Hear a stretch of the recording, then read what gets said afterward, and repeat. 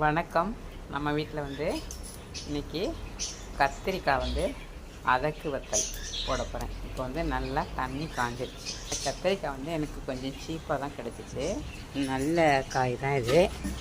இதை நல்லா கழுவிட்டு இப்போ நம்ம இந்த தண்ணியில் மிக்ஸ் பண்ண போகிறோம்.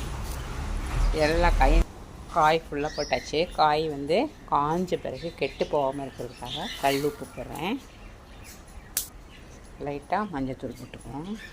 காய் நல்லா கொதித்து வேகட்டும். வெந்த பிறகு நம்ம காயை இப்படி அதக்கினோம்னா நாளாகவே பிரியும். நல்லா காஞ்சதும் நம்ம எடுத்து சமையலில் காரக்குழம்பு, சாம்பார் எல்லாத்துக்கும் எடுத்துக்கலாம். மொளன்னு கொதித்து நல்லா வேகணும்.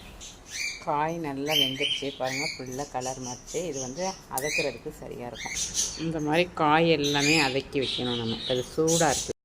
அதக்கு வத்தல் ரெடி ஆகிடுச்சு. இது நல்லா காஞ்சது. சாம்பார், காரக்குழம்பு எல்லாமே வைக்கலாம். வீடியோ பிடிச்சிருந்துச்சுன்னா லைக் பண்ணுங்கள், ஷேர் பண்ணுங்கள், கமெண்ட் பண்ணுங்கள், சப்போர்ட் பண்ணுங்கள்.